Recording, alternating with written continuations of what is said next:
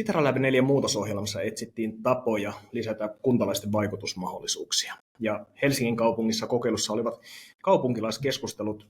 Helsingin alueosallisuustiimi, miten te vetäisitte oman kokeilunne tiiviisti yhteen?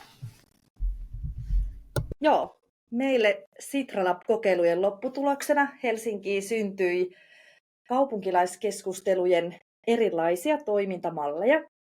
Meillä syntyi sellaisia toimintamuotoja, kuten aluekahvit, naapuruuspöydät, ja me toteutettiin myös kohdennettuja keskusteluja.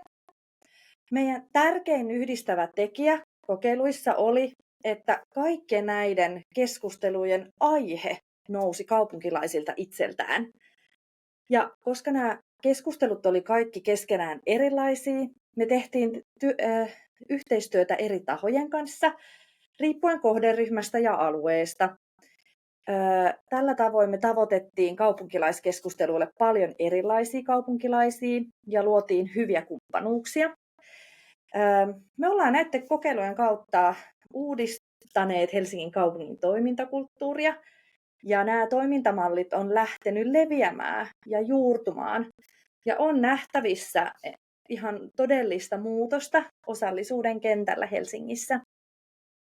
Teidän tiimillähän tosiaan oli useampia näitä kokeiluja, niin kuin mainitsit, ja nyt nämä kokeilut on takanapäin Sitran Labin osalta. Mutta mitkä on teidän tiimin ja Helsingin kaupunkilaiskeskustelujen näkökulmasta seuraavat jatkoaskeleet? No, esimerkiksi Helsingin 5 eri kaupunkiuudistusalueella käytetään nyt aktiivisesti kokeilujemme kautta syntynyttä aluekahvit-keskustelumallia. Ja aluekahvit-keskustelumallissahan keskenään keskustelevat rennoissa merkeissä alueen kaupunkilaiset toimijat sekä kaupungin eri asiantuntijat. Aluekahvit-mallissa erityistä on se, että muut toimijat, kuten järjestöt ja kaupungin muut työntekijät, ovat innostuneet ja toteuttaneet myös itsenäisesti näitä aluekahveja eri Helsingin alueilla. Toinen syntynyt toimintamalli, naapuruuspöytä, oli sellainen, että siihen kutsuttiin satunnaisotannalla Kurvin alueen asukkaita yhteiseen keskustelutilaisuuteen keskustelee alueen asioista keskenään. Ja heidän tukenaan oli myös kaupungin työntekijöitä. Satunnaisotantaa ollaan nyt jatkossa mahdollisesti kokeilemassa esimerkiksi Helsingin kaavoituksessa. Näiden lisäksi toteutimme myös eri tavoin kohdennettuja keskusteluita. Näistä osa oli kaikille alueen asukkaille avoimia ja osa tietyille kaupunkilaisille suunnattuja.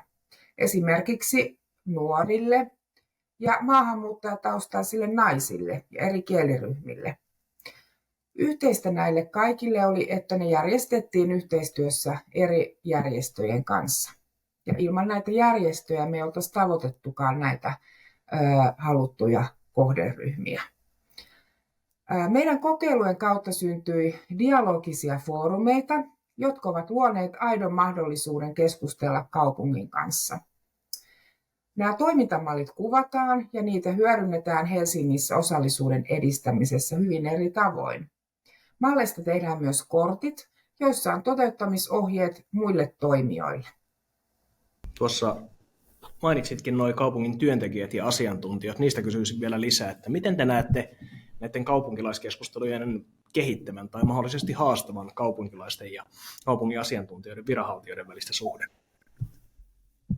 No, meidän dialogiset toimintamallit lisää ymmärrystä kaupunkilaisten, hallinnon ja eri alueellisten toimijoiden välillä.